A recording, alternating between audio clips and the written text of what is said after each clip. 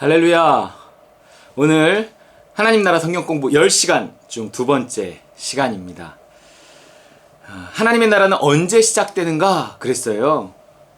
하나님의 나라는 이렇게 이미와 아직 사이에 있다 그랬어요. 이 하나님의 나라는 천국과도 같고 구원과도 같고 영생과도 같은데 우리가 보통 구원의 과정을 이렇게 얘기합니다. 중생, 성화, 영화. 중생은 born again이에요. 하나님의 자녀로 새롭게 신분적으로 거듭나는 것이고, 성화는 하나님의 자녀다워지는 것이고, 영화는 하나님 나라에 들어가는 것이다. 이렇게.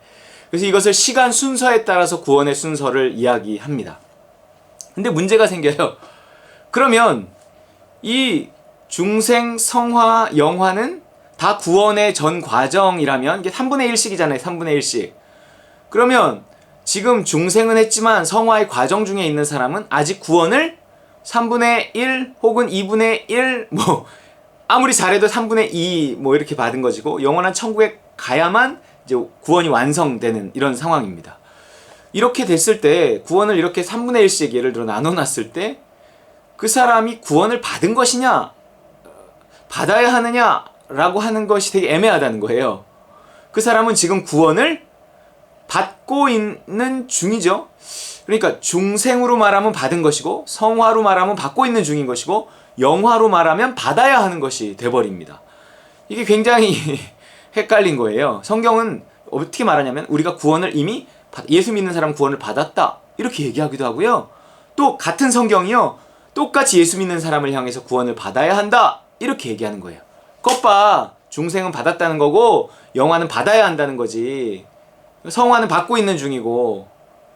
이게 되게 이상한 거예요. 우리의 논리에 이렇게 구원을 집어넣으려고 하니까 이런 억지가 나오는 겁니다. 그렇지가 않아요.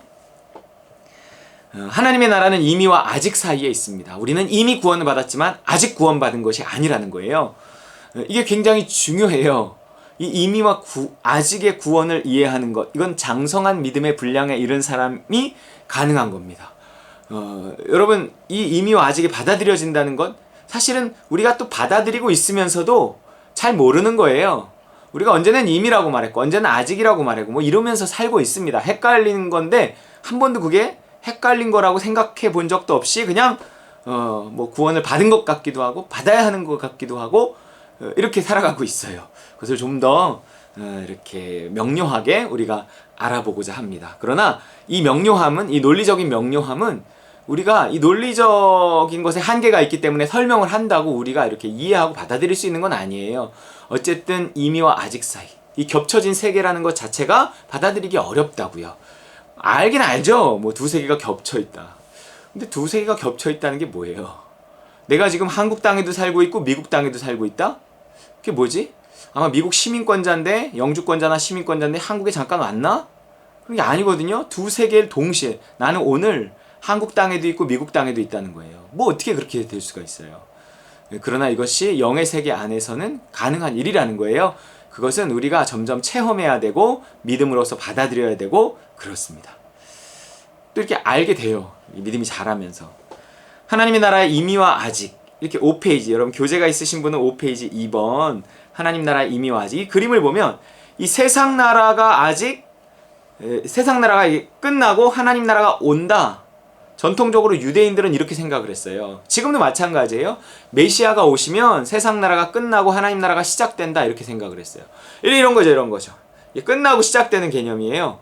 그렇기 때문에 예수님이 오신 시점은 세상 나라가 끝나고 하나님 나라가 오시는 시점이라고 생각했어요.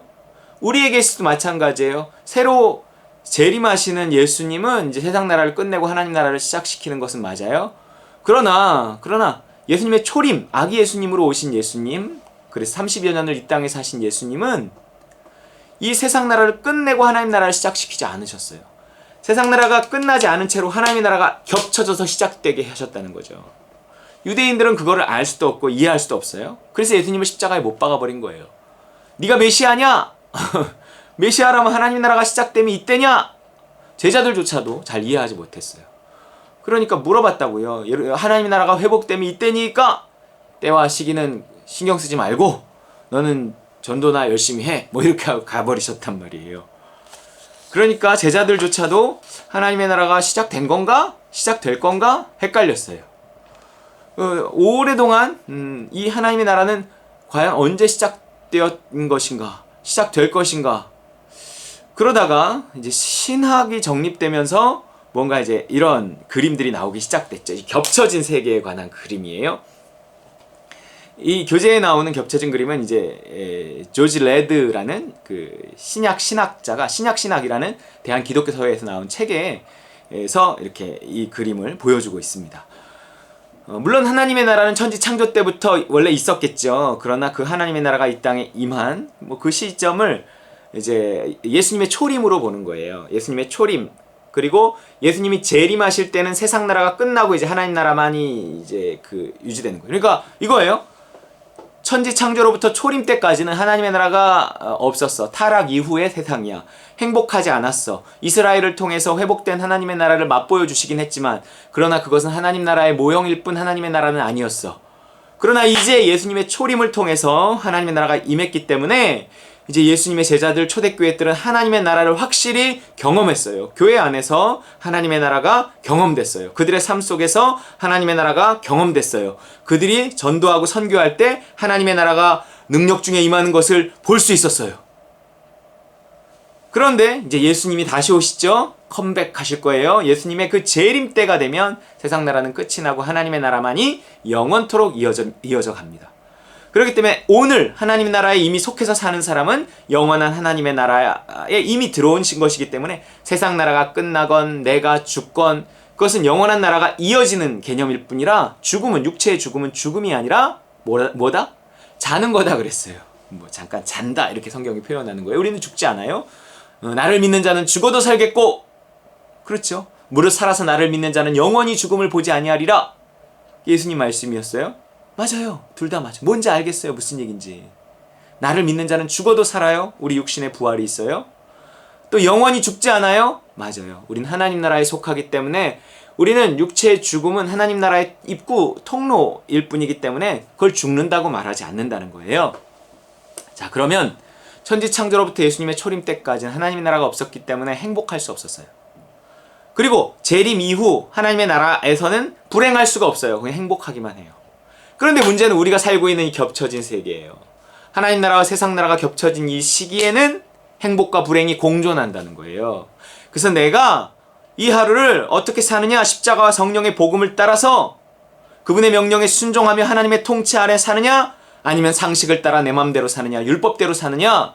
그것에 따라서 내가 오늘 하루를 하나님 나라에 속한 삶을 사느냐? 세상 나라에 속한 삶을 사느냐가 결정돼요. 불행한 하루를 사느냐? 행복한 하루를 사느냐가 결정된다는 거예요. 자, 이거 성경적인 근거가 둘 다 있어요. 이미 하나님의 나라는 이미 도래했다. 이미 도래했죠? 그러나 하나님의 나라는 아직 도래한 것이 아니에요. 그렇죠. 예수님의 재림과 함께 도래하는 어떤 완성된 하나님의 나라라고 해야 되나요? 그런 하나님의 나라가 또 있단 말이에요. 그리고 하나님의 나라가 이미 임했어도 어떤 사람에게는 이미 임한 거지만 어떤 사람에게는 아직 임하지 않은 거예요. 그리고 하나님의 나라를 위치적으로는 받아들였지만 실제적으로는 누리지 못하는 사람들이 있어요. 그래서 성경은요, 이 하나님의 나라에 대해서 이미 도래했다라고 하기도 하고요. 또 도래해야 한다 이렇게 얘기하기도 해요. 예수님 자신이 이랬다 저랬다 한단 말이에요. 제가 이제 대학원 수업 때 교수님이 예수님은 하나님의 나라에 대해서 언제 도래한다고 말했냐? 그래서 제가 손을 번쩍 들고 이랬다 저랬다 하셨습니다. 그랬더니 맞았다 그러시더라고요. 예. 이랬다 저랬다 하셨어요. 마태복음 12장 28절. 그러나 내가 하나님의 성령을 힘입어 귀신을 쫓아내는 것이면 하나님의 나라가 이미 너희에게 임하였느니라 그랬어요. 예수님이 하나님의 성령을 힘입어 귀신을 쫓아냈어요.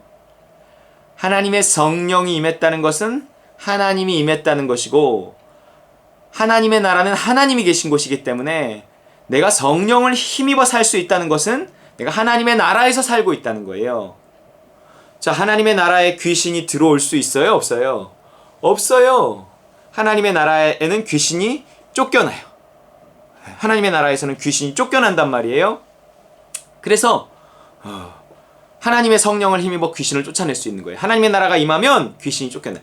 내 안에 하나님의 영이 임하시고 내가 하나님의 통치 안에서 살아가면 내 안에 진을 틀고 있었던 나의 잘못된 가치관, 생각, 성경적이지 않은 것들, 이런 것을 가지고 깨지지 않던 진들이 있어요. 그것들 안에 귀신이 숨어서 우리를 조종하고요. 우리 삶에 영향을 미치고 우리를 불행하게 해요. 그런 것들이 하나님의 말씀과 함께 성령께서 임재하시고 그 말씀이 이루어지고 우리가 믿음에 순종하는 그 길에서 그 진이 하나씩 깨지면서 귀신이 떠나가고요. 우리 삶에 변화가 오고요. 하나님의 나라가 확장되고 그렇습니다. 그래서 내가 하나님의 성령을 힘입어 지금 귀신을 쫓아내는 것이면 그렇잖아요. 하나님의 나라가 이미 너희에게 임한 것이다 그랬어요. 여러분, 하나님의 나라가 이미 임한 거예요? 하나님의 나라는 이미 임했어요. 하나님의 나라의 역사 능력을 경험하면서 살아야 돼요. 또 이런 말씀이 있어요. 누가복음 17장 20절 21절에 바리새인들이 하나님의 나라가 어느 때에 임하나이까 묻거늘 예수께서 대답하여 이르시되 하나님의 나라는 볼 수 있게 임하는 것이 아니요 또 여기 있다 저기 있다고도 못하리니 하나님의 나라는 너희 안에 있느니라 그랬어요. 하나님의 나라가 저기 있다 여기 있다 우르르 우르르 이게 아니에요.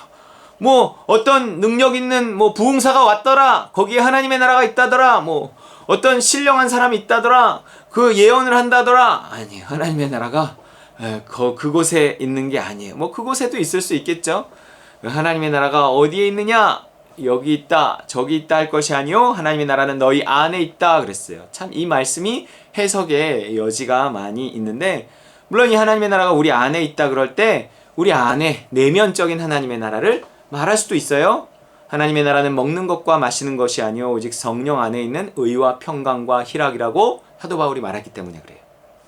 우리가 성령 안에서 살아갈 때 누리는 의와 평강과 희락, 그것이 하나님의 나라다. 그러니까 성령이 우리에게 임했고 그 성령이 우리에게 하나님의 뜻을 알려주고 그 뜻에 순종할 수 있도록 도와주시니 그 인도하심과 도우심을 따라 사는 의 그리고 그 의에 따르는 평강과 희락, 기쁨, 자유에서 오는 거예요. 이런 것들이 나에게 있어 하나님의 나라가 된다는 거죠. 그렇게 우리 안에 있다라고도 할 수 있지만 여기서의 너희 안에 있다, 너희 안에잖아요. 저는 이 해석도 나는 가능하다고 보고 지지하고 나는 이렇게 믿어요. 우리들 안에 있다는 거예요. 여러분, 가장 큰 계명이 뭔지 아세요? 하나님을 사랑하는 거예요. 근데 하나님의 나라가 하나님만 사랑할 때 임한다기보다 그 다음 뭐예요? 이웃사랑이에요. 하나님 사랑이 이웃사랑으로 이어질 때 내가 하나님의 성령을 힘입어 하나님이 공급하시는 그 사랑을 힘입어 누군가를 사랑하며 살아갈 때 우리 사이에 있는 거예요. 우리가 없으면 행복도 없는 거예요. 오직 내가 골방에 앉아갖고 하나님만 묵상하고 하나님의 은혜를 받아서 평생 살 수 있을 것 같아요? 그게요, 그렇지가 않아요. 하나님의 사랑을 받는 순간 하나님의 사랑의 본성은 뭐냐면 사랑은 대상을 찾아요. 그렇기 때문에 내가 하나님의 사랑이 임하면 그 사랑을 누군가에게 이렇게 줘야 된단 말이에요. 그래서 앉아있을 수 없어요. 변화산에서 은혜를 받고 여기가 좋사오니 베드로가 아무리 그랬지만 불 딱 끄고 내려가자. 내려왔더니 제자들이 막 귀신을 쫓아내지 못해갖고 난리를 치고 있었어요. 그러니까 무언가 우리가 하나님과의 관계 속에서 받은 사랑은 사람들과의 관계 속에서 나눠지고 이제 펼쳐지고 해야 돼요. 거기에 하나님의 나라가 있는 거예요. 하나님의 사랑이 있는 곳, 하나님의 나라예요. 하나님의 통치가 있어야 되죠. 하나님은 나와 너만 잘 살자 그러지 않고 나와 너가 있지만 하나님과 내가 있지만 나와 너가 있단 말이에요. 너와 하나님이 있단 말이에요. 이게 축복의 삼각형이에요. 축복의 삼각형. 여러분, 정말 축복된 삶을 살기 위해선 축복의 삼각형을 알아야 돼요. 나와 하나님과의 관계에 화평함이 있어야 돼요. 그리고 그 화평함을 가지고 화평을 누리며 그 은혜를 가지고 누구에게 가야 되느냐? 너에게 가야 돼요. 나와 너의 화평이 있어야 돼요. 나와 너의 화평이 있는 속에서 하나님은 그 너를 그 하나님과의 화평 이렇게 하는 일에 나를 사용하신다는 거예요. 나를 통해 그 너를 하나님과 화평하게 하는 거죠. 그 일에 하나님은 우리를 사용하십니다. 이렇게 나와 하나님, 나와 너와 하나님, 이게 사역이죠. 사명이죠. 사명. 나와 하나님과의 화평, 나와 너의 화평, 너와 하나님과의 화평. 이 사명에 이제 우리가 쓰임 받을 때 이것이 온전한 삼각형이 돼서 축복의 삶이 되어지는 것입니다. 여기 나와 하나님과의 관계가 삐걱거리면 나와 너의 관계를 화평하게 할 수 없어요. 너와 하나님과의 관계도 화목하게 할 수 없습니다. 그렇잖아요. 뭐 은혜가 없는 놈이 뭐 어디 나가서 뭘 한단 말이에요. 먼저 은혜를 받아야 돼요. 나와 하나님과의 관계가 화평해야 돼요. 그러면서 자라나면서 하나님이 나와 너, 자라나는 것도 내가 너와 또 잘 지내려고 애를 쓰다 보면 내 힘으로 안 된다는 것을 알고 하나님의 은혜를 구하게 되고, 이렇게 내가 세상 속에서 사람들과 더불어 살면서 하나님과 사람과 잘 지내려고 하면서 동시에 나는 그 사람을 하나님과 화평케 해야 한다 하는 전도와 선교의 사명을 감당하려고 애쓸 때 이 축복의 삼각형이 완성이 되어지고 자라나고 온전케 되고 튼튼하게 되고 그런다는 거예요. 그렇기 때문에 하나님의 나라는 이 축복의 삼각형에 있어요. 나와 하나님과의 관계, 나와 너와 관계, 너와 하나님과의 관계, 이 관계에 충실하려고 하는 하나님의 나라는 너희 안에 있느니라, 그런다는 거예요. 여러분, 하나님의 나라가 우리 안에 있다는 사실, 하나님을 사랑하는 것, 그 다음 계명이 뭐예요? 이웃을 사랑하는 거예요. 내 이웃을 내 몸과 같이 사랑하는 거예요. 나와 하나님과의 관계가 온전하고 충실하게 되어지면서 동시에 나와 너의 관계, 그러니까 먼저 하나님과의 관계가 100% 된 다음에 너에게 가는 게 아니라니까요. 너와 잘 지내려고 애를 쓰는 속에서 내가 하나님의 은혜 없이는 이게 안 되는구나를 깨닫고 더 기도하게 된다고요. 그렇지 않고 골방에서 나와 하나님과의 관계만 바라보고 있으면 내가 얼마나 부족하고 연약하고 이런 걸 잘 못 느껴요. 간절함도 잘 없어요. 그런데 너와 살아가려고 하면요, 천국이 거기 없어요. 천국이 깨져요.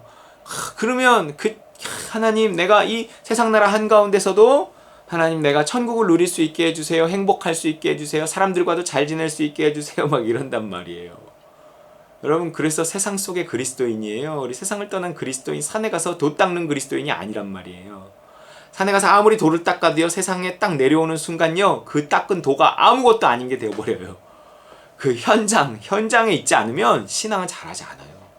그렇기 때문에 뭐 우리가 신학을 하는 것도 좋고 기도원 들어가는 것도 좋고 그렇지만 그거는 잠깐이고, 정말 우리의 신앙은 현장 속에서 그 지긋지긋한 인간들과 결국 나긋나긋하게 살아가기 위한 그 애씀 속에서 신앙이 자라나는 것입니다. 하나님의 나라는 어디 있다고요? 너희 안에 있다고요. 나와 하나님, 나와 너와 하나님, 이 축복의 삼각형이 이루어지는 세상 한가운데 있다고요. 혼자 있는 게 좋으시다고요? 그래도요, 결국은 나가야 돼요. 은혜가 충만하면 누군가를 찾아요. 혼자서 못 살아요. 은혜가 없어도 못 살지만 은혜가 충만해도 혼자서 못 살아요. 또 하나님의 나라가 이제 이미 임했다 하는 이제 것에 관한 근거 구절을 이야기하고 있어요. 에베소서 2장 5절 6절, 허물로 죽은 우리를 그리스도와 함께 살리셨고 너희는 은혜로 구원을 받은 것이라. 또 함께 일으키사 그리스도 예수 안에서 함께 하늘에 앉히시니. 전 이 구절이 굉장히 신기하고 재밌어요. 우리가요, 위치적으로는요, 이미 죽은 자였어요. 죽음이 뭐예요? 사망이잖아요. 하나님과의 관계의 단절이라고요. 인간은 죄를 짓고 하나님에게서 떠나왔어요. 그래서 사망이 이르렀어요. 허물로 죽은 우리들이었어요. 우리가 아무리 살아서 펄떡거려도, 뭐 아무리 금메달을 따도, 아무리 세계 신기록을 세워도 그 사람은 살아있는 사람이 아니에요. 예수를 모르면. 생명의 근원 되시는 하나님이 그 속에 없으면 그는 살아있는 사람이 아니라고요. 생명이 아니라고요. 그 사람은 죽은 사람이에요. 허물과 죄로 죽었던 우리를 살리셨고, 여기요, 우리는 죽었었어요. 그런데 그리스도와 함께 살렸어요. 아, 내가 살아났구나. 그럼 내가 살아나서 지금 이렇게 살고 있는 거구나? 아니요. 또 그렇게 그렇게 살리셨는데 어떻게 해요? 이번엔 승천 올리셨어요. 그래서 지금 우리가 어디 있어요? 하늘에 앉아 있어요. 하늘에. 하나님 보좌 우편에 예수님과 함께 앉아 있어요. 그것이 우리의 위치에, 우리는 이미 구원을 받았다는 거예요. 하나님의 나라와 구원은 같은 말이라 그랬어요. 그래서 이미 우리가 구원을 받았다라고 하면 하나님의 나라가 이미 임했다라고 하는 것과 사실은 같은 거예요. 우리는 이미 구원을 받았어요. 구원이라는 것이 중생, 성화, 영화잖아요. 우리는 이미 중생했고 성화됐고 영화돼서 하나님 보좌 우편에 앉아 있다는 거예요. 구원의 모든 과정이 이 땅의 시간, 세상 나라의 시간에서는 진행하지만 나는 하나님의 나라에 속해 있다 그랬어요. 이미 임한 하나님의 나라에 속한 순간 이 구원의 모든 과정, 중생과 성화와 영화가 이미 끝나버렸어요, 여러분. 신기하지요? 재밌지요?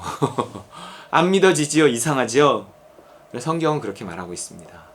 하나님의 시간과 세상의 시간이 있어요. 내가 세상에 속해 살면 세상은 세상 흘러가는 시간이에요. 과거, 현재, 미래가 있는 시간이에요. 그러나 내가 오늘 하나님 나라에 속해서 살잖아요. 거기는 시간이 없어요. 시간이 창조됐다는 거 아시죠? 여러분, 그건 과학이 밝혀내는 바입니다. 아인슈타인의 상대성 원리가 시간이 창조됐다는 것을 말해준단 말이에요. 그렇기 때문에 또 시간은 상대적으로 흘러요. 절대적으로 흐르지 않아요. 그래서 우리는 하나님 나라에 속해 있는 한 시간을 넘어서서 이미 천국에 이른 거예요. 그렇기 때문에 그곳에선 구원을 시간 순서대로 중생, 성화, 영화 이럴 수 없다고요. 거기는 시간이 없기 때문에 구원은 이미 완성되어져 있어요. 내가 하나님 나라에 속해 있는 한 나는 이미 구원 받은 사람이라고요. 구원의 전 과정인 중생과 성화와 영화가 이루어졌다고요. 우리는 자꾸 구원을 받았다. 당신 구원 받으셨습니까? 구원 받았습니다. 그럼 좀 더 구체적으로 따져봅시다. 구원의 과정이 중생과 성화와 영화인데 당신이 지금 구원을 받았다고 하면 이미 중생했다는 겁니까? 성화가 됐다는 겁니까? 영화가 돼서 천국에 이미 가 있다는 겁니까?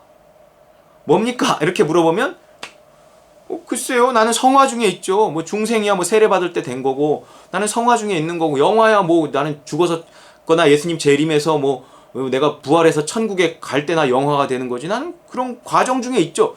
그러면 구원의 과정 중에 있네요. 아직 구원 받은 게 아니네요. 그렇게 따지세요. 복잡하게. 이런단 말이에요. 아니요. 그런데 자기들이 하는 말이란 말이에요. 구원을 교리적으로 시간 순서대로 만들어놨어요. 중생, 성화, 영화. 그래 놓고 구원을 받았다 그래요. 그것은 논리적으로는 안 맞는다는 거죠. 그건 신학이라는 것이요. 교리라는 것이 논리거든요.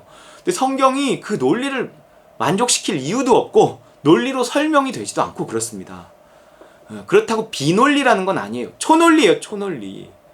우리가 생각하는 것은 이 시간 속에서 생각을 한단 말이에요. 논리는 시간 속에 있어요. 그러나 이 시간을 넘어서서 하나님 나라에 들어가면 우리의 논리, 시간 아래서 만들어낸 우리의 논리가 통하지 않는다는 거예요. 그렇기 때문에 우리는 이미 죽었고 살아났고 천국에도 갔어요. 누구와 함께? 그리스도와 함께. 그리스도와 함께 죽었고 그리스도와 함께 살아났고 그리스도와 함께 하나님 보좌 우편에 앉아 있다는 거예요. 여러분, 이 구원의 법적인 위치가 있기 때문에 우리의 삶에 구원이 실제적으로 나타날 수 있는 거예요. 이 위치, 십자가로 만들어 놓은 이 위치가 없이는 성령이 이 위치를 우리 삶에 실제가 되게 하지 못한다는 거예요. 하나님의 공의가 있기 때문에. 그래서 성령은 일하고 싶어도 십자가 없이 일할 수 없어요. 또 십자가만으로는 아무것도 안 돼요. 십자가로 이루어 놓은 위치가 성령에 의해서 우리가 실제가 돼야 된다고요.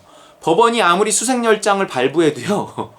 그 집에 그 영장 들고 쳐들어가는 사람이 없으면 어떻게 범인을 잡고 그 집을 수색하고 그러나요? 그런 거예요. 예수님의 십자가는요, 하나님의 공의에 의해서 우리에게 이미 중생과 성화, 영화의 완성이라는 위치를 이루어 놓은 거예요. 그리고 성령은요, 그 위치를 근거로 우리에게 믿음을 줘서 그것들을 우리 삶의 실제가 되게 하신다고요. 중생이 실제가 되고 성화가 실제가 되고 영화가 실제되고, 그래서 하나님의 자녀가 되게 하시고 하나님의 자녀답게 하시고 하나님 자녀의 나라를 누리며 살게 하신다는 것입니다. 허물로 죽은 우리를 그리스도와 함께 살리셨고 너희는 은혜로 구원을 받은 것이라. 여러분, 은혜로 우리가 구원을 받았습니다. 아시죠? 우리의 행위로 말미암지 않아요. 그렇다고 행위 없이 구원도 없어요. 그때의 행위란 은혜를 힘입은 행위예요. 우리가 하나님의 은혜를 힘입어서 어떤 행위를 한다는 것은 그가 구원받은 자라는 증거라는 거예요. 그래서 행위가 없으면 그 사람 증거가 없는 거예요. 그 사람 구원받은 사람이라고 말하기가 어렵다는 거예요. 그래서 행함이 중요한 것은 구원을 받기 위해서가 아니라 구원을 증명해내기 위해서. 누구에게? 하나님에게? 아니요, 나에게. 나에게. 아브라함이 이삭을 바치는 그 행위를 통해서 자신의 믿음을 하나님 앞에 증명해냈다기보다 자기 자신 앞에 내가 이렇게 하나님을 믿고 있다는 말인가. 저도 내가 얼마나 하나님을 믿고 신뢰하는지 잘 몰라요. 그런데 어떤 결정적인 순간이 오잖아요. 어떤 내가 결단해야 될 때가 오잖아요. 내가 어떻게 반응하는가를 보면 내가 어떻게 그분 앞에 헌신하고 이 결정적인 순간에 내가 얼마나 내가 희생을 각오하고 죽음을 각오하고 거기에 대응하는가, 어떤 선택을 하는가, 이 행위가 나의 수준을 드러내는 거예요. 그래서 구원을 받는 것은 아니지만 그것이 드러날 때 하나님은 네가 이제야 내가 나를 사랑하는 줄, 내가 이제야 네가 나를 사랑하는 줄 알았노라, 뭐 이렇게 말씀하시는 거예요. 확인했노라, 뭐 모르진 않으셨겠죠. 자신이 알았어요. 자신이, 아브라함 자신이, 우리 자신이 알아요. 그러면서 그것이 딱 견고하게 돼요. 믿음이라는 것은 떠도는 거잖아요. 내 안에서 영적인 것이고요, 보여지기 전까지는 증명되지 않아요. 사람이 마음으로 믿어 의에 이르지만 입으로 시인해야 구원에 이른단 말이에요. 그것이 단순히 예수 믿는다고 처음에 전도 다 받았을 때 시인하고 세례 받았을 때 시인하는 것만 말하는 게 아니에요. 우리는 딱 거기에만 써먹어요. 그 구절을. 절대 아니에요. 우리의 삶 전체가 이 과정입니다. 마음으로 믿어, 믿음이 와요. 그 처음 뭐라고 설명할 수 없었던, 아무것도 몰랐던 때 내가 예수님에게 대해서 듣고 마음에 믿어지는 그 믿음 있잖아요. 그래서 그 믿음을 가지고 신앙 고백하고, 그 믿음을 가지고 침례를 받고, 그 믿음을 가지고 교회를 나오고 이랬단 말이에요. 그렇게 나를 움직였다는 거예요. 고백하게 하고 뭔가 이렇게 세례 받고 침례 받고 뭐 이러고 하고, 그리고 나를 교회로 이끌고 이때까지 교회에 나오게 한 게 뭐예요? 보이지도 않고 잡히지도 않는 믿음이에요. 그 같은 믿음이 우리에게 어떤 선택의 순간에 인도하신단 말이에요. 우리의 행위를. 그 인도하심을 따라 순종하는 거예요. 그 믿음을 따라 순종하는 거예요. 그럼 어떻게 돼요? 사람이 마음으로 믿었고 의에 이르렀어요. 그 사람 안에 믿음이 생겼다는 것 자체가 하나님의 인정하심이 있어요. 그런 사람에게 또 믿음을 주시고요. 그리고 그 믿음을 그가 따라서 순종했어, 입으로 시인했다, 이렇게 표현하는 거예요. 그럼 구원에 이르는 거예요. 그 믿음이 그를 구원하는 거예요. 여러분, 그냥 그 옛날에 고백했던 그 믿음이 죽어서 천국 가게 한다는 그 구원만 생각하면 안 돼요. 하나님의 나라가 이미 시작됐단 말이에요. 시작된 그 하나님의 나라에 내가 오늘 들어가게 하고, 그 하나님의 나라를 유지시키는 그것이 뭐예요? 마음으로 믿은 그 믿음을 입으로 시인, 어떤 그 믿음을 따라 선택하고 결정하고 결단하고, 상식과 믿음을 가지고 상식과 싸우고 세상의 이론을 파하고, 그리고 무식하다는 소리를 들어도 핍박을 받아도 심지어 죽음을 당해도 그 믿음대로 선택할 수 있을 때 그 믿음이 그 사람의 삶을 뒤집어 놓고 삶을 반전시키고 역전시켜서 그 사람을 구원하더라는 거예요. 여러분, 명심하세요. 명심. 제 삶은 그냥 그 간증의 삶입니다. 뭐 그래서 네가 뭐 대단해? 뭐 그거는 나와 하나님과의 관계 속에서 말할 것이, 내 외모를 보고 판단할 것은 아니라고 생각을 해요. 부족하죠. 어마어마하게 부족하죠. 그러나 좀 더 살 거 아니겠어요? 그러니까 저는 이때까지 정말 말도 안 되는 인간을 이렇게까지 만들어 오신 그 하나님을 나는 보고 믿는 거예요. 야, 그렇다면 내가 지금의 수준이 뭐 평범한 남들의 수준도 뭐 안 되고 기재도 겨우 그만큼 됐을지 모르겠지만 나는 어디론가 향해 앞으로 더 나아갈 것이다 하는 희망이 있단 말이에요. 나는 더 구원받을 것이라는 거예요. 나는 더 구원을 완성해 갈 것이라는 거예요. 두렵고 떨림으로 너희 구원을 이루라. 어떻게? 복종해서. 복종이 우리의 구원을 이루어가면, 따름이 우리에게 누림을 가져다 주는 거잖아요. 무엇에 대한 복종이에요? 믿음에 대한 복종입니다. 마음으로 믿어 의에 이르고 입으로 시인하여 행동으로 시인하여 그것을 선택해서, 그리고 그것을 놓치지 않아서 끝까지 인내해서 그거를 붙잡고 발버둥 쳐서 그것 때문에 핍박을 받아서, 그럼에도 불구하고 내가 멈추지 않고 포기하지 않아서 어떻게 되는 거예요? 구원에 이르는 거예요. 구원에. 여러분, 그 구원 받으시기 바랍니다. 이 구원은 정말 하나님이 우리에게 주시기를 기뻐하시는 구원이에요. 삶이 이렇게 변화된다니까요. 구체적이고 실제적으로 천국이 내 삶에 임한다니까요. 그래서 정말 나와 하나님과의 관계, 나와 너의 관계, 너와 하나님과의 관계, 사역이 이루어져요. 아브라함의 복이 임해서 나를 통해 누군가가 변화되고 은혜를 받고 그 사람이 살아나고, 여러분, 이 구원의 은혜가 마음으로 믿어 입으로 시인하는 데서 아멘 해서 하나님께 영광을 돌리고 그 믿음에 복종하는 데서 이루어지는 줄 믿으시기 바랍니다. 자, 로마서에는 이런 말씀이 있어요. 8장 29절 30절. 하나님이 미리 아신 자들을 또한 그 아들의 형상을 본받게 하기 위하여 미리 정하셨으니 이는 그로 많은 형제 중에서 맏아들이 되게 하려 하심이니라. 또 미리 정하신 그들을 또한 부르시고 부르신 그들을 또한 의롭다 하시고 의롭다 하신 그들을 또한 영화롭게 하셨느니라. 아멘. 의롭다 하시고 영화롭게 하실 것이다가 아니라 하신 것이는 하셨느니라. 하셨느니라. 우리를 부르셔서 의롭다 하시고 영화롭게 하셨느니라. 이미 중생, 성화, 영화가 끝난 거예요. 하나님의 시간 속에서 우리는 그렇게 그 하나님의 나라에 이미 들어갔고 이미 이미 구원받았고 이미 영생을 얻었고 그런 것입니다. 이미라고 말해요. 이것이 우리의 구원의 위치예요. 하지만 아직 우리 구원의 실제는 아직이에요. 아직 우리는 그 나라에 들어가지 못했습니다. 자, 보세요. 예수님 말씀 누가복음 16장 16절인데 율법과 선지자는 요한의 때까지요. 그 후부터는 하나님 나라의 복음이 전파되어 사람마다 그리로 침입하느니라. 세례 요한의 때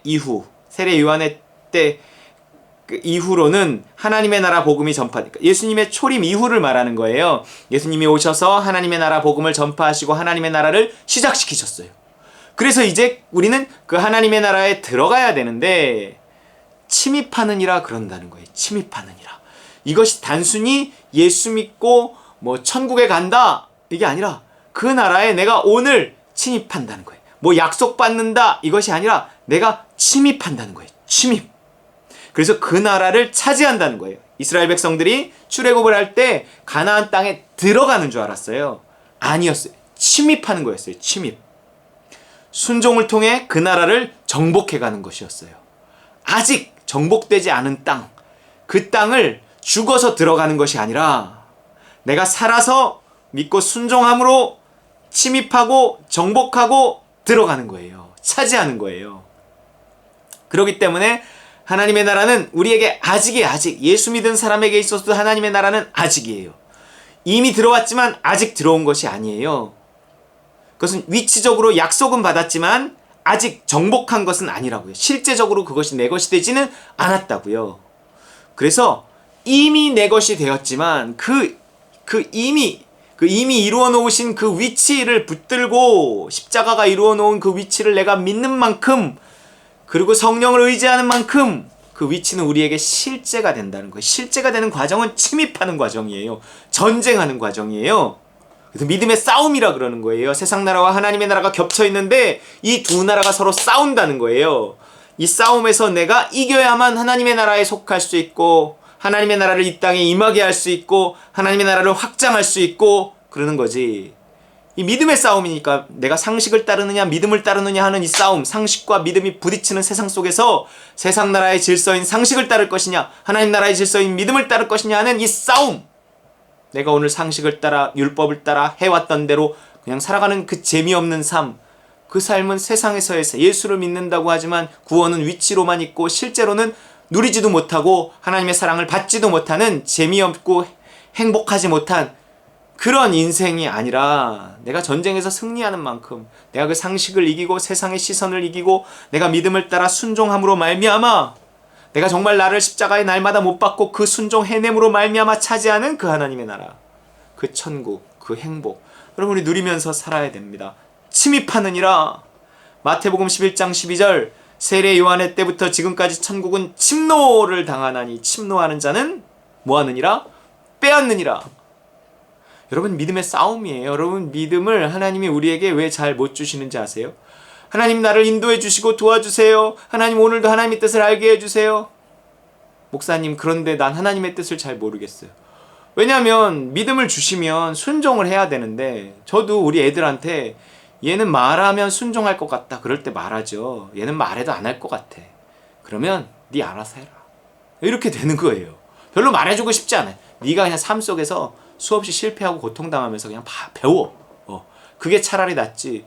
뭐 내가 말해봐야 너가 들을 준비가 안 돼 있고 네가 그렇게 아버지 말을 무시하고 그럼 내가 어떻게 말해주겠니? 예를 들어 우리 자녀들한테 이제 이렇게 되어버리잖아요. 한 번, 두 번 말하다가 듣지 않으면 그렇다고요.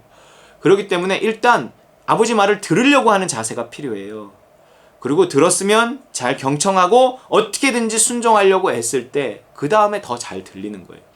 우리는 어느 때인가 하나님의 음성을 분명히 들었을 거예요. 하지만 순종하지 않았을 거예요. 그것이 한 번 쌓이고 두 번 쌓이고 아유 그냥 내 생각일 거야. 아유 나는 그렇게 못해. 야 그게 돈이 얼마나 들어가는 일인데 아유 그렇게는 안 돼. 내가 그걸 포기할 수는 없지. 뭐 이렇게 하면서 무시했던 하나님의 음성. 그래서 오늘날도 들리지 않는 경우가 참 많습니다.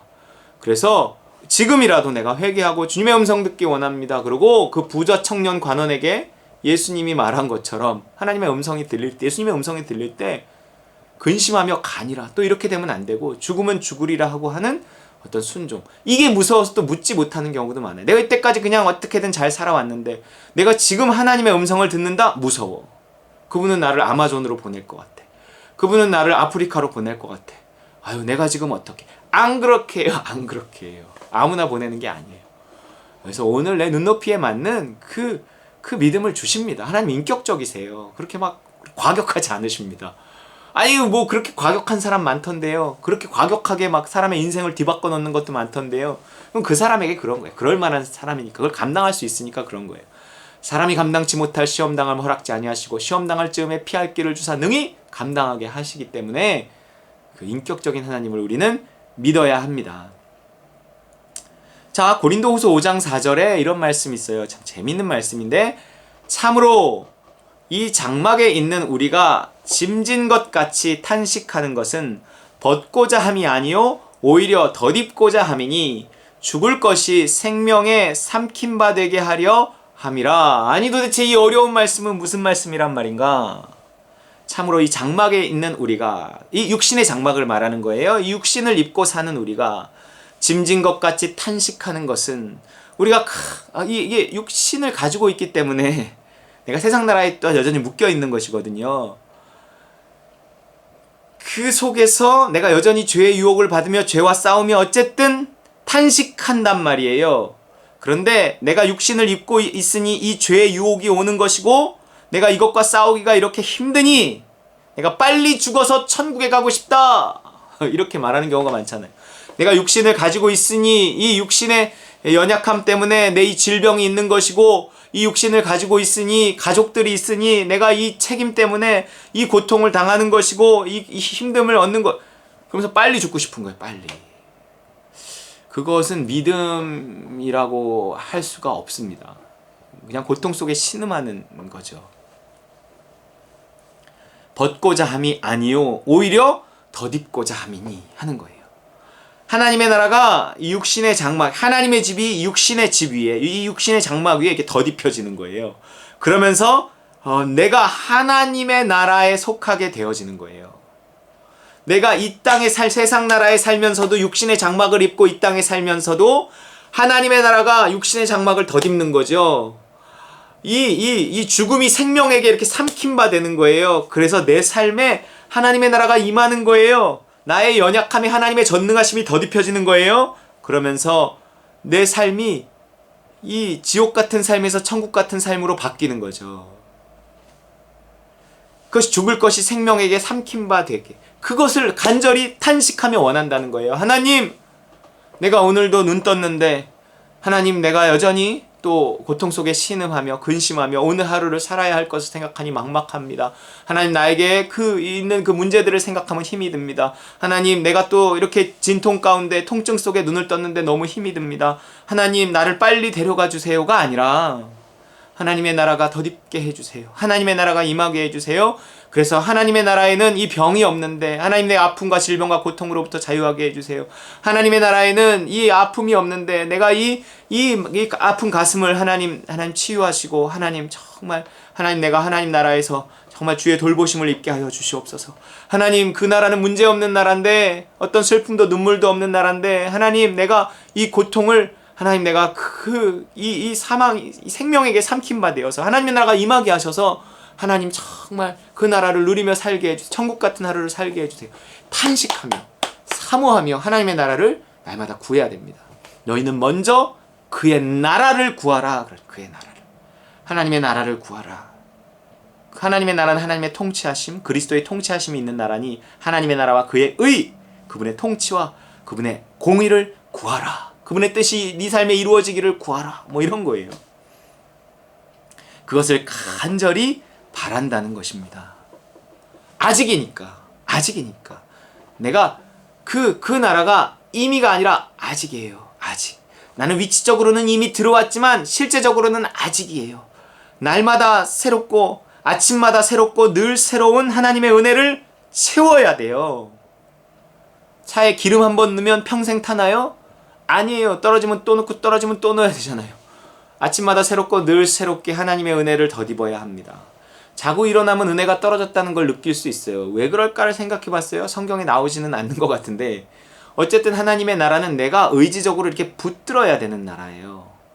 내가 늘 이렇게 깨어있는 동안에도 그 나라를 생각하고 사모하고 그분의 은혜를 붙들려고 해요. 그래야 붙들리는 나라예요. 그분은 인격적이시거든요. 근데 자는 동안은 어때요? 내가 잠들기 전에 하나님, 내가 잠드는 동안에도, 내가 자는 동안에도 하나님 정말 주님을 놓치지 않기 원합니다. 이렇게 기도해도 어쨌든 이렇게 놓는단 말이에요.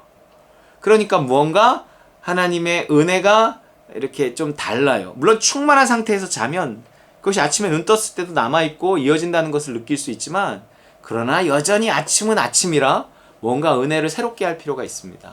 그래서 아침마다 새롭고 늘 새로우니 주의 성실이 큼이라. 성실하신 주님, 뭐 이렇게 찬양하잖아요. 여러분, 아침마다 성실하신 그 주님, 내가 다시 구할 때 내 그릇을 채우시는 그분의 은혜, 그분의 사랑, 이것을 채우고 그 하루를 시작을 해야만 합니다. 자, 그래서 우리에게 하나님의 나라는 이미지만 아직이라는 거예요. 이미 우리에게 도래했지만 아직이기 때문에 정말 그 위치적으로 이미 임한 하나님의 나라를 나에게 실제가 되도록 이 간절히 기도하고 사모하고 그 하나님의 나라를 덧입고 임하게 해야 하는 것입니다. 또한 이 하나님의 나라는 이 저천국이라고 생각이 들면, 저천국은 또한 아직이죠. 그것은 이제 죽어서 가는 하나님의 나라가 있단 말이에요. 그 거룩한 도성 새 예루살렘이 있단 말이에요. 우리가 그 연장선상에 있기는 하지만 아직 장소적인 의미로서의 하나님의 나라에는 아직 우리가 들어가지 못한 거죠. 그러나 그 나라, 그 장소적인 의미로서의 그 하나님의 나라, 그 하나님의 나라인 이유가 뭐라 그랬어요? 하나님과 함께 있기 때문에, 그것이 핵심이기 때문에 그 핵심은 우리가 여기서 누린다고요. 하나님의 성령으로 말미암아 하나님의 사랑이 부어진 바 되어서 우리가 그분과 함께, with God, 함께함을 경험하면서 그 하나님의 나라를 경험하는 거예요. 그러나 정말 금은 보석으로 된 그 하나님의 나라는 있어요. 있다니까요. 그러나 관계로서의 하나님의 나라를 누릴 때 장소로서의 하나님의 나라가 결국 임하는 거죠. 그 장소로서의 하나님의 나라를 생각해도 그것은 아직이에요. 아직 우리 도래하지 않았어요. 저기 뭐 남태평양 어디에 하나님의 나라가 임해 있지는 않아요. 그것은 예수 그리스도의 재림과 함께 임하게 되는 하나님의 나라겠죠. 그 하나님의 나라는 그야말로 아직이에요.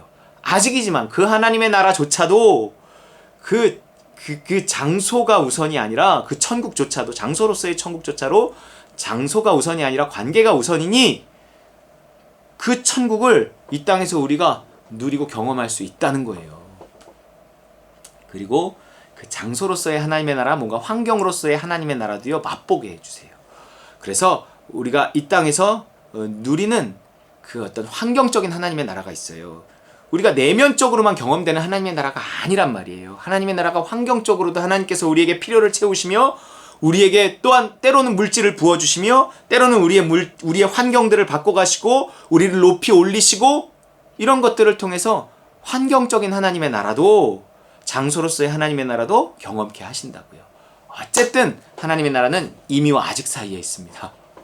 이미 우리 삶에 임했지만 아직 우리 삶에 임한 것은 아니기 때문에 내가 얼마나 그분을 은혜를 구하고 사모하고 하느냐에 따라, 순종하고 하느냐에 따라서 그 하나님의 나라는 얼마든지 우리에게 실제가 되어질 수 있는 거예요. 그래서 하나님의 나라는 이미와 아직 사이에 있다.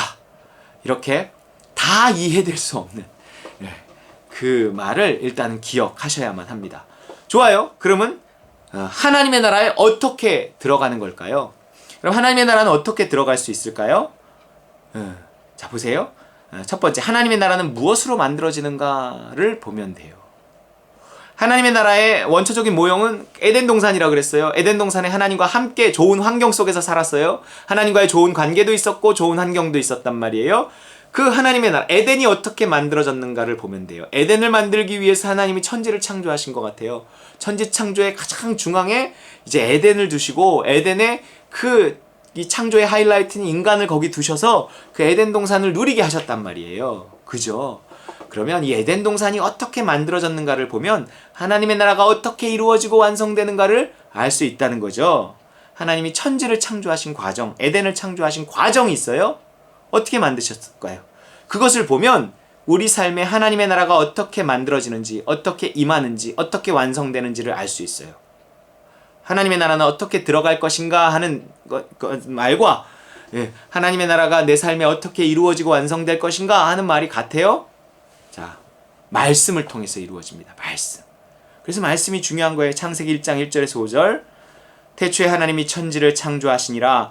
땅이 혼돈하고 공허하며 흑암이 깊음 위에 있고 하나님의 영은 수면 위에 운행하시니라. 하나님이 이르시되 빛이 있으라 하시니 빛이 있었고 빛이 하나님이 보시기에 좋았더라. 하나님이 빛과 어두움을 나누사 하나님이 빛을 낮이라 부르시고 어둠을 밤이라 부르시니라. 저녁이 되고 아침이 되니는 첫째 날이라.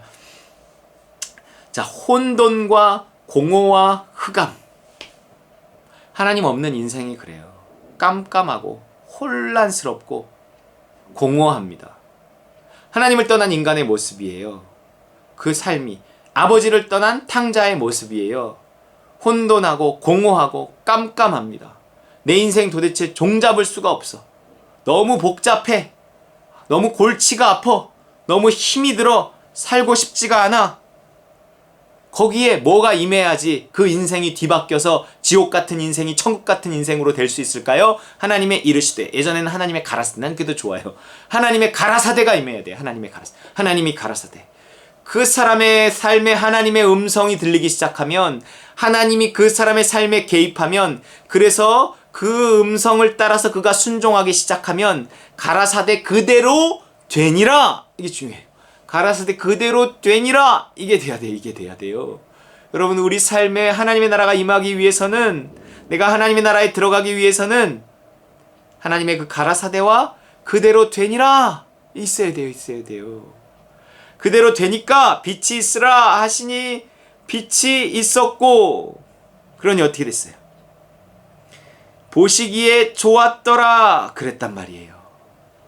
우리 삶이 하나님이 보시기에 좋은 삶으로 점점 되어져 가야 돼요. 어떤 게 좋은 것인가? 하나님의 가라사대가 이루어지는 것, 하나님의 뜻이 이루어지는 삶이 좋은 삶이 되는 거예요. 여러분, 무엇이 좋으십니까? 여러분, 무엇이 좋은 거예요? 여러분 우리들의 삶이 뭐가 있어야 좋은 거예요? 어떻게 돼야 좋은 거예요? 내 자식이 어떻게 돼야 좋은 거예요? 하나님의 뜻이 이루어질 때 좋은 겁니다. 여러분, 우리의 자녀들에게 하나님의 뜻이 이루어지고 있나요? 내 인생에 하나님의 뜻이 이루어지고 있나요? 우리의 교회에 하나님의 뜻이 이루어지고 있나요? 그러면 좋은 거예요. 그게 뭐가 됐건 좋은 거예요. 뭐가 됐건.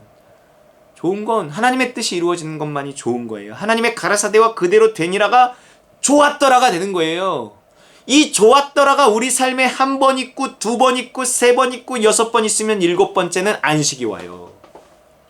여러분, 이것이 우리의 삶이 천국이 되어져 가는 과정입니다. 한 번에 안 돼요. 빛이 있으라만으로 안 돼요. 가라사대 그대로 되니라, 가라사대 그대로 되니라, 가라사대 그대로 되니라 이러면서 하나님은요, 나의 내면을 바꾸어 가시고 환경을 바꾸어 가시고 내가 가장 나다울 수 있는 환경에 나를 결국 두셔서 나의 천국을 만들어 가세요. 그러면서 내가 점점 바뀌어 가면 나의 환경도 점점 바뀌어져 가요. 에덴 동산은요, 고정된 곳이 아니었습니다. 동방의 에덴의 동산을 심었다, 이렇게 원어 성경에 보면 심었다 이래요. 만들었다는 단어가 있는데 심었다는 꼭 표현을 써요. 영어에도 plant 이렇게 나와요. 심었다, 이렇게 심었다. 심은 건 어떻게 돼요? 자라나요. 자라나다 보면 분갈이도 한단 말이에요. 여러분, 우리의 삶에 어떤 이렇게 변화를 꿈꾸는 것은요, 하나님이 하셔야 돼요. 내가 바뀌면 환경도 바뀌어요. 그러면서 나에게 가장 적합한 환경에 나를 두십니다. 그 그릇의 그 크기마다 이게 다 달라요. 그 나무의 크기마다 그릇의 크기도 다 달라져야 되는 거예요. 그것이 정말 인격적인 하나님을 이렇게 따라 순종하는, 그분과 동행하는 삶 속에서 끊임없는 어떤 변화가 일어나요. 그러면서 에덴이 자라나고 확장된단 말이에요. 무엇을 통해? 하나님의 가라사대와 그대로 되니라를 통해서. 이것도 굉장히 중요한 개념입니다. 무엇이 좋은 것인가? 내 삶에 하나님의 뜻이 이루어지는 것이 좋은 것이다. 그러면 내 뜻은 접고 하나님의 뜻을 찾아야 돼요. 정말 내 두려움이 내 인생을 끌고 가게 해서는 안 돼요. 또 세상의 두려움이 세상의 상식을 만들거든요. 그 상식이 내 인생을 끌고 가게 해서는 안 돼요. 지금 코로나가 만든 상식이 있습니다. 끌려가서는 안 돼요. 따르더라도 내가 믿음으로 따라야 된다는 얘기를 하는 거예요. 그냥 두려움 때문에 두려움이 만든 상식을 따라가면 가라사대와 그대로 되니라가 안 돼요. 에덴이 깨진단 말이에요. 우리 삶의 행복이 깨져요. 믿음이 깨져요. 하나님께서 멀어져요. 사망이 찾아와요. 불행해져요. 저는 그게 걱정이 되는 거예요. 하나님이 이르시되 빛이 있으라 하시니 빛이 있었고, 빛이 하나님의 보시기에 좋았더라. 이는 첫째 날이라. 여러분, 하나님의 빛이 우리 삶에 일단 비춰야 되는 거예요. 비춰야 되는 거예요. 이 어두움 속에 비춰야, 이 공허함 속에 비춰야 돼. 이 혼돈 속에 비춰야 되는 거예요. 여러분, 얼마나 우리가 혼돈합니까? 현대인의 삶이 너무 복잡하고 혼돈해요. 그러니까 막 미니멀 라이프 이런 거 추구하는 사람이 있잖아요. 또 공허하단 말이에요. 얼마나 공허합니까? 이 빛 없는 삶, 빛이 없는 삶, 하나님 없는 삶, 이것이 얼마나 공허한데, 하나님이요 그렇게 만들어 놓지를 않았어요. 공허하니까 자꾸 그 공허함을 채우려고 이것저것 불량식품 모아서 채우는 게 그게 혼돈해지는 거예요. 여러분, 우리 삶이 참 이렇게 공허합니다. 하나님 없는 삶이 공허해요. 뭘로 채워도 공허해요. 그러다가 뭐 어떤 것으로 채우면 뭔가 채워지는 듯한 느낌이 들어. 주로 그것이 사랑이라는 것인데, 사람의 사랑으로 채우면 또 혼란해집니다. 혼돈이 와요. 혼돈이. 사람만큼 연약한 것이 없고 사람만큼 변덕이 죽을 듯한 게 없는데, 어떻게 그 사람의 사랑으로 나를 채워서 나의 공허함을 채우려 하는 거예요? 하나님은 사랑이시기 때문에 사람의 사랑도 마치 하나님의 사랑처럼 느껴지긴 한다고요. 그 사랑이 그 안에 있기 때문에 그래요. 하나님의 사랑을 모든 사람 앞에 일반 은총적으로 나눠주셨단 말이에요. 깨어진 하나님의 형상이 있어요. 그러니까 그 사람을 사랑해도, 사람의 사랑을 받아도 뭔가 공허함이 채워지는 것 같으니 일평생 사람의 눈치를 보면서 사는 거예요. 사람의 상식을 따라 사는 거예요. 왜냐하면 그렇게 해야만 날 사랑해 주거든. 상식을 따르지 않으면 왕따 돼요. 왕따 되면 사랑을 못 받아요. 사랑을 못 받으면 공허함이 채워지지 않아요. 그러면 불행하게 느껴져요. 힘들어요. 상식을 넘어서는 건 진짜 어려운 일입니다. 어떤 사람만이 상식을 넘어설 수 있느냐? 하나님의 사랑이 채워지는 사람. 나는 니들의 사랑으로 나를 채우진 않아. 나는 하나님의 사랑으로 채워서 너희들을 사랑할 뿐이지 너희들의 사랑으로 나 공허함을 채우진 않아. 어떤 그런 당당함이 있어야 나의 사랑을 채우는 하나님의 뜻을 순종할 수 있지. 나의 공허함을 채워주는 게 사람이면 사람의 그 상식을 넘어설 수 없어요. 사람의 눈치를 볼 수밖에 없어요. 그러나 나는 너희들을 사랑하는 거지 너희들의 사랑으로 나를 채우진 않아. 나는 하나님의 사랑으로 나를 채운다. 난 하나님의 눈치만 봐. 나는 오직 믿음을 따라서 살 뿐이야. 뭔가 이런 게 있어야 세상 눈치 보지 않고 당당함을 가지고 핍박 속에서도 하나님 붙들고. 여러분, 고난을 어떻게 이기는 줄 아세요? 고난보다 은혜가 크면 이기는 거더라고요. 여러분, 고난보다 은혜가 작으면요 너무 고난이 크게 느껴져요. 그러나 사람들은 어떻게 그 고난을 견뎠어? 너 어떻게 그 고난 속에서 그렇게 살아갈 수 있어? 라고 할지 몰라도요, 고난보다 큰 은혜가 있으면 순교도 하는 거예요. 그러니까 그 스데반이 순교할 때 하늘을 보면서 하나님의 막 이렇게 막 보호자가 보이고 막 이러는 거예요. 그러면서도 막 이렇게 찬양하는 가운데 돌에 맞아서 죽을 수도 있는 거예요. 고난보다 은혜가 크면 순교도 할 수 있는 것입니다. 여러분, 우리는 그렇게 하나님의 가라사대와 그대로 되니라. 왜냐하면 하나님의 가라사대와 그대로 되니라가 하나님의 사랑을 끌어오고 내 공허함을 채우고 내 흑암을 밝게 하고 내 혼돈을 정리했기 때문에 나는 하나님의 가라사대를 멈출 수 없고요, 하나님의 가라사대를 놓칠 수 없고요, 순종하지 아니할 수 없는 거예요. 그렇게 하나님의 가라사대와 그대로 되니라. 좋았더라. 그 하나님의 좋음이 나에게 전달돼요. 여러분, 기쁨이 어디에서 오는지 아세요? 하나님의 기뻐하심이 성령을 통해 우리 영에 전달돼서 기뻐하는 거예요. 항상 기뻐하라. 어떻게 해요? 항상 그분의 명령에 순종함으로 그분을 항상 기쁘시게 할 때 그 하나님의 기쁘심이 성령을 통해 나의 영에게 전달되고 나의 기쁨은 영에서부터 올라온 기쁨이에요. 내 영이 기쁜 거예요. 내가 내일 놀러 가서 기쁘고, 내가 돈을 벌어서 기쁘고, 내가 뭘 해서 기쁘고, 뭐 우리 아들이 뭐 어떻게 뭐 해서 기쁘고, 우리 아이가 성적표를 잘 받아와서 기쁘고, 이런 조건적인 기쁨이 아니라 그냥 기뻐요. 그래서 이런 말 있잖아요. 넌 왜 항상 웃니? 이런 거예요. 몰라요. 영의 기쁨이에요. 내가 항상 그의 기뻐하심을 행하기 때문에 그러는 거예요.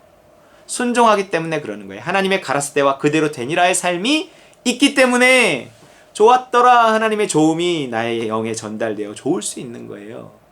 정말 그 흑암이 밝아지고 공허함이 채워지고 혼돈이 정리되는 거예요. 여러분, 그 혼돈이 정리되는 느낌, 그 공허함이 채워지는 느낌, 흑암의 밝은 빛이 비치는 느낌, 그것이 기쁨이에요. 그것이 하나님의 가라사대가 그대로 되리라. 여러분, 여기 중독돼야 됩니다. 중독성이 있어요. 그렇기 때문에 믿음대로 하지 않을 수 없는 거예요. 내가 하나님 앞에서 하나님의 말을 들으랴, 사람의 말을 들으랴. 사람의 말을 듣지 않았을 때, 상식을 따르지 않았을 때의 핍박 알지만, 하나님의 말을 듣지 않았을 때 그 징계는 더 크거든요. 사람의 말을 들었을 때 사람의 칭찬이 가져다주는 작은 기쁨 알지만, 하나님의 명령에 순종해서 하나님을 기쁘시게 했을 때 하나님이 주시는 그 기쁨, 그건 비교할 수 없거든요. 그래서 순종하는 거예요. 불순종이 순종보다 낫기 때문에, 세상이 주는 기쁨이, 쾌락이 주는 기쁨이 하나님의 사랑이 공급하는 그 기쁨보다 절대 크지 않다는 걸 알기 때문에, 그 기쁨이 훨씬 크기 때문에 우리는 순종하려고 하는 것입니다. 이것을 깨달아야 돼요. 가라사대 그대로 되니라. 가라사대 그대로 되니라. 여러분, 지금 며칠째 와 계십니까? 저는 기대해요. 그 6째 날이 지나면 그 7째 날 그 안식이 올 것이다. 나는 정말로 기대해요. 정말로 그 안식에 들어갔으면 좋겠어요.